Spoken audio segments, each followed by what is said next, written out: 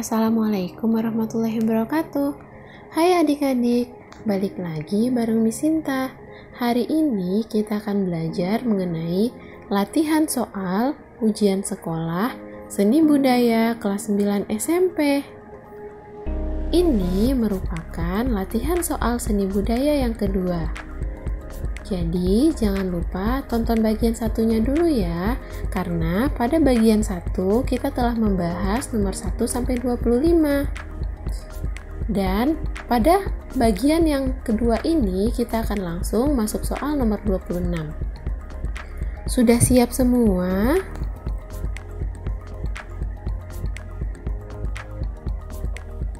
Sekarang kita masuk 26. Tokoh pantomim di Indonesia antara lain, adik-adik tahu pantomim? Itu loh yang gerakannya tidak menggunakan suara sama sekali, jadi tidak ada dialog yang dilakukan oleh si pemeran. Di sini ada opsi A. Didi Petet dan Sena Utaya, B. Bagong Sidiarjo dan I. Nyoman Suardana, C. Butet Kertarajasa dan Nungki Kusumastuti, D. Rendra dan Rian Tiarno. Tahu jawabannya? Jawaban yang tepat adalah A. Didi Petet dan Sena Utaya. Adik-adik pasti tahu nih Didi Petet ini. Nah, ini foto beliau. Beliau ini sekarang lebih dikenal sebagai pemeran film di Indonesia.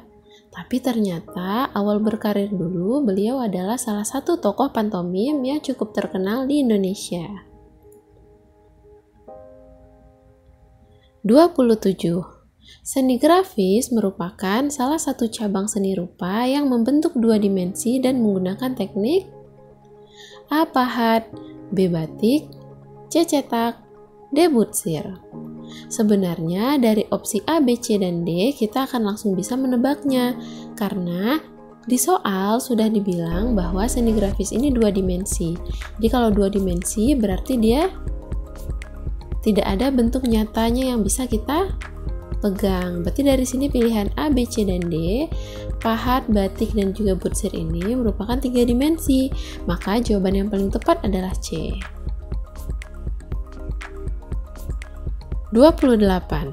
Hasil karya seni rupa grafis ditunjukkan oleh angka. Nah, ini masih nyambung ya dari soal sebelumnya. Seni rupa grafis ini merupakan yang dua dimensi.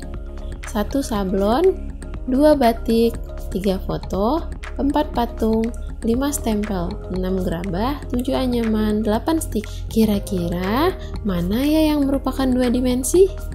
Sablon, batik, foto, patung.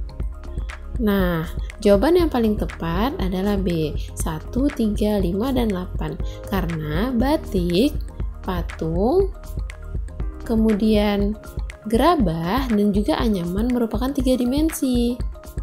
Jadi kalau barang-barang yang tiga dimensi ini umumnya memiliki fungsi ya. Misalnya kalau batik kan ada yang bisa kita gunakan sebagai pakaian, atau patung bisa untuk banyak fungsi lainnya selain hiasan. Sedangkan kalau yang dua dimensi rata-rata ini tidak sefungsional yang tiga dimensi. Di sini yang merupakan dua dimensi adalah sablon, foto, stempel, dan juga stiker. 29. Pembuatan seni grafis dengan cetak saring dikenal dengan istilah A. Intaglio print, B. Planografi, C. Relief, D. Screen printing. Jawaban yang paling tepat adalah D. Ini hanya istilah lain ya, istilah dalam bahasa Inggrisnya. 30. Urutan dalam langkah-langkah pembuatan stempel runa flag yang tepat ditunjukkan oleh angka. 1. Mencetak desain tulisan atau gambar pada kertas. 2. Pembuatan tulisan atau gambar pada runa flag. 3. Pembentukan cetakan menggunakan kuas pada runa flag.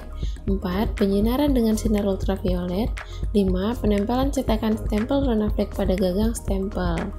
Oke, di sini kita lihat dulu urutannya ya. Sebelumnya adik-adik sudah tahu belum stempel runa flag ini apa ya? Stempel runaflex merupakan stempel yang terbuat dari kayu dengan bagian bawahnya menggunakan karet berjenis runaflex yang akan diukir tulisan ataupun logo. Bentuknya yang begini nih. Ya, semacam stempel jadul gitu. Nah, urutan langkah-langkahnya biasanya dimulai dari kita cetak dulu desain tulisan atau gambar pada kertas. Jadi kita harus tahu dulu di bawahnya mau dibikin tulisan atau logo apa, tulisnya di kertas dulu. Setelah itu baru tulisan atau gambar yang telah kita buat tadi dibuat di runaflex-nya di bagian bawahnya.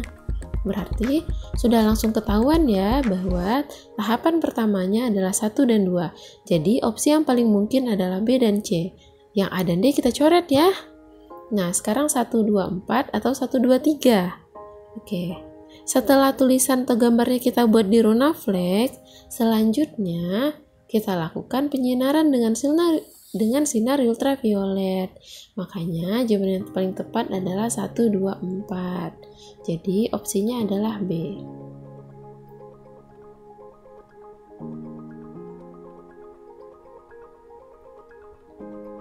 31. Pameran yang memamerkan berbagai macam jenis karya seni, misalkan pameran seni rupa yang menampilkan lukisan, patung, kriya, batik, grafis, dan lain-lain, adalah pameran A. Homogen, B. Heterogen, C. Tunggal, D. Kelompok. Nah, di sini kan ada opsi homogen dan heterogen. Kalau homogen ini adalah istilah untuk yang seragam. Misalnya kalau lukisan-lukisan semua gitu. Sedangkan kalau heterogen ini istilah untuk yang bermacam-macam. Jadi ada lebih dari satu jenis di dalamnya. Maka jawaban yang paling tepat dari soal ini adalah heterogen.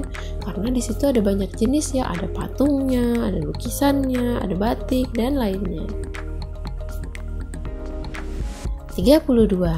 Langkah pertama dalam menyelenggarakan pameran adalah A. Publikasi. Publikasi berarti sudah kita pajang atau sudah kita tampilkan, berarti bukan itu langkah pertamanya. B. Mencari dana. C. Menyeleksi karya. D. Menyusun panitia. Jawaban yang paling tepat adalah D. Setelah kita punya panitianya, barulah kita tahu apa yang harus kita lakukan. Siapa yang akan mencari dana, siapa yang akan bagian lain-lainnya, itu akan ketahuan setelah ada panitianya. 33. Pada pameran lukisan, buku yang memuat nama pelukis beserta informasi tentang karya lukisannya disebut A. Analog, B. Katalog, C. Buku tamu, D. Buku informasi. Nah, jawaban yang paling tepat adalah katalog. Jadi katalog ini buku yang isinya ada siapa saja yang punya karya di situ, apa karyanya gitu. Pokoknya semua informasi tentang karya dan pelukisnya itu ada di buku yang bernama katalog ini. 34. Musik yang bersifat easy listening yang bisa didengarkan tanpa membutuhkan perhatian yang banyak atau lebih secara khusus adalah musik A. Jazz, B. Pop, C. Dangdut, D. Rock. Ini adik-adik pasti tahu ini ya. Jawaban yang tepat adalah musik pop atau populer. Musik pop ini seperti lagu yang sedang adik-adik dengarkan, lagunya Raisa, lagunya artis-artis yang jebolan idol, rata-rata semuanya pop. 35. Sebelum berkembang di negara Amerika, musik jazz mendapatkan pengaruh dari musik A. Amerika dan Eropa, B. Australia dan Eropa, C. Eropa dan Inggris, D. Afrika dan Eropa. Nah, di sini katanya sebelum berkembang di Amerika ya, berarti opsi A pasti salah. Sebelum Amerika, jawaban yang tepat adalah D. Afrika dan Eropa. 36. Gaya bernyanyi musik populer pada dasarnya tidak terlalu banyak aturan, hanya sebatas pada A. Menggunakan gendang tradisional Melayu, tidak ya? B. Menambah suara yang menarik dalam karya musik rock. Ini lagi ngomongin musik pop, jadi bukan rock, berarti B pasti salah. C. Penguasaan teknik vokal dan pembiasaan mengikuti irama lagunya. D. Mengajak orang yang mendengarnya ikut bergoyang. Jawaban yang paling tepat adalah C. Jadi Gaya bernyanyi musik populer ini hanya sebatas penguasaan teknik vokal dan pembiasaan mengikuti irama lagu. 37. Sajian musik yang terdiri atas campuran beberapa alat musik yang dipilih dan biasanya mengandung unsur ritmis, melodis, dan harmonis adalah ini istilah sajian musik ya. A. Penyanyi bukan orangnya. B. Alat musik juga bukan alatnya, tapi jenis sajian musiknya. Berarti yang paling mungkin adalah C dan D. Nah, di sini jawaban paling tepat adalah C. Musik ensemble ini terdiri dari banyak jenis alat musik. Misalnya ada saksofonnya, ada gitarnya, ada pianonya, dan lain-lain.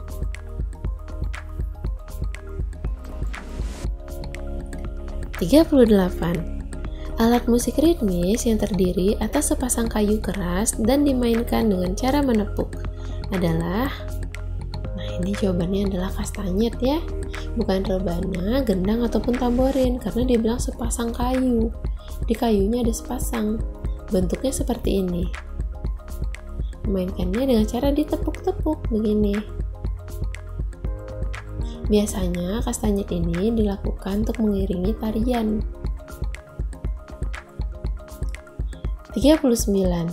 Contoh alat musik melodis adalah A. Simbal, B. Pianika, C. Rebana, D. Marakas. Adik-adik sudah tahu belum bedanya musik melodis dan ritmis? Tadi kan banyak soal musik beritmis ya. Nah, kalau musik melodis ini adalah musik yang menghasilkan nada dan punya irama. Jadi sejenis jelas gitu tingkatan nadanya. Misalnya do, re, mi, fa, sol, la, itu ada tingkatannya. Sedangkan kalau yang ritmis, misalnya seperti gendang, itu kan tidak terlalu jelas ya tingkatan nadanya. Jadi akan sangat mudah untuk kita membedakannya. Di sini ada simbal kan cuma dipukul nih, treng gitu. Pianika ada do, re, mi, fa, sol, la, si, do-nya, rebana cuma dipukul, maka di sini jawaban yang paling tepat adalah pianika. Tahu kan pianika? Ini loh pianika yang dimainkan dengan cara ditiup. Ditiup kemudian ditekan. 40. Media utama dalam berkarya tari yaitu A. busana, B. panggung, C. gerak, D. studio. Kalau dia bilang yang utama, jawabannya pasti gerak ya, karena busana dan panggung ini pendukung. 41. Tari kreasi sering disebut juga tari A. primitif, B. modern, C. klasik, D. upacara. Jawaban yang paling tepat adalah modern. 42. Pembuatan pola lantai pada sebuah karya tari didasarkan pada A. keinginan dan idealisme koreografer, B. ruang, jumlah penari, gerak tari dan keindahan, C. kehendak Tuhan yang Maha Esa melalui koreografer, D. kesepakatan penari, koreografer, penonton, dan penata panggung. Nah, jawabannya adalah B. Jadi, pola lantai ini dibuat berdasarkan ruangnya, seberapa besar nanti panggungnya atau ruangan tempat ditampilkannya. Jadi kalau yang panggungnya kecil sama panggungnya besar pasti beda ya pola lantainya ya. Kemudian juga jumlah penarinya berapa? Apakah satu orang? Apakah berpasangan? Ataukah kelompok? Kemudian juga gerakannya seperti apa? Dan juga ada unsur keindahan di dalamnya. Jadi sudah paling tepat B. 43. Pada tari tunggal, pola lantai dapat diartikan sebagai, tari tunggal berarti penarinya cuma satu orang ya. A. Garis-garis di lantai yang dibuat penari sebelum tampil menari. B. Garis di lantai yang dilalui penari saat melakukan gerak tari. C. Garis hayal yang dibayangkan penari saat menari seorang diri. D. Bidang lingkaran dan persegi yang dibuat penari saat menari sebelum tampil menari. Nah, bedanya kalau A tadi dibilangnya dibuat penari, B dilalui penari, C dibayangkan penari, D dibuat penari sebelum tampil berupa lingkaran dan persegi. Nah, adik-adik tahu jawabannya? Jawaban yang paling tepat adalah B, yang dilalui penari. Jadi bukan yang dia bikin aja, atau yang bukan dia bayangkan tapi benar-benar yang telah dia lalui. Itu merupakan pola lantai. 44. Salah satu bentuk penyajian tari yang mengambil sebagian atau seluruh cerita dengan alur cerita atau susunan adegan yang runtut disebut. Runtut itu maksudnya berurutan ya, jadi teratur gitu dari satu adegan ke adegan berikutnya. Nah, ini merupakan salah satu bentuk penyajian tari yang disebut drama tari karena ada cerita di dalamnya, ada adegan, makanya itu merupakan drama. 45. Ketika memperagakan tari berpasangan, yang bertanggung jawab atas gerak tari yang diperagakan adalah A. Penonton, B. Kedua penari, C. Penari utama, D. Penari pendukung. Nah, jawaban yang tepat adalah kedua penari, karena saat bertari berpasangan, kedua yang menarikan itu sama tanggung jawabnya. Jadi, rusak satu akan rusak tampilannya. Dia benar-benar dibebankan kepada keduanya. 46.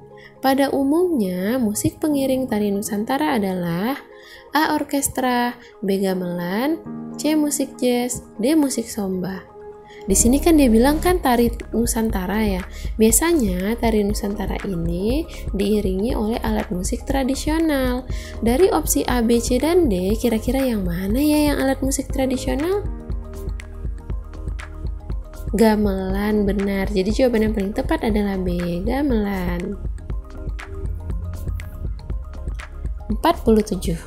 Tujuan dari musyawarah produksi seni pertunjukan adalah A. Mencapai sasaran secara efektif dan efisien sesuai dengan perencanaan, B. Membentuk kelompok kerja dalam memproduksi seni pertunjukan, C. Melatih ketepatan antara gerak tubuh dengan dialog, D. Memberi isi pengucapan dialog-dialog untuk menunjukkan emosi dan pikiran. Nah, jawaban yang tepat adalah B.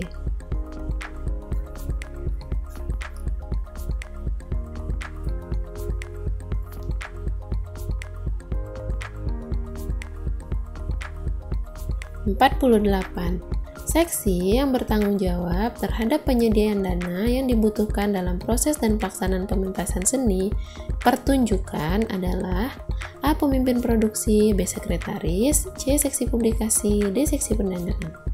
Sini langsung gampang ya ditebak karena ini berhubungan dengan penyediaan dana. Maka jawabannya adalah seksi pendanaan. 49. Persiapan pementasan teater menjelang pementasan yang sesungguhnya merupakan kegiatan A. Pra-pementasan, B. Pementasan, C. Pasca pementasan, D. Selesai pameran. Nah, di sini kan dia bilang kan menjelang pentas ya. Menjelang itu berarti pra. Pra ini istilah untuk sebelum, pasca istilah untuk setelah. Maka jawabannya A. 50. Kegiatan yang dilakukan pada tahap pasca pementasan adalah A. Evaluasi kerja, B. Penyusunan jadwal, C. Penguasaan artistik, D. Persiapan pekerjaan produksi. Ini katanya kan pasca pementasan, berarti pentasnya udah selesai. Kalau udah selesai pentas, maka yang harus kita lakukan adalah evaluasi. Evaluasi ini maksudnya kita lihat dulu apakah sesuai dengan rencana kita, apa kelebihan kekurangannya, kira-kira apa yang bisa kita perbaiki untuk pementasan berikutnya. Pokoknya dievaluasi gitu, kita nilai. Nah, adik-adik, kita telah menyelesaikan 50 soal latihan ujian sekolah seni budaya kelas 9 SMP. Sampai di sini adik-adik sudah paham? Jika ada bagian yang adik-adik tidak tahu atau adik-adik ingin request materi lain, bisa isi di kolom komentar di bawah ya. Jangan lupa like dan juga subscribe. Nyalakan loncengnya untuk mendapat notifikasi dan bisa tahu kalau Miss Inta upload video baru. Sampai jumpa lagi adik-adik. Bye.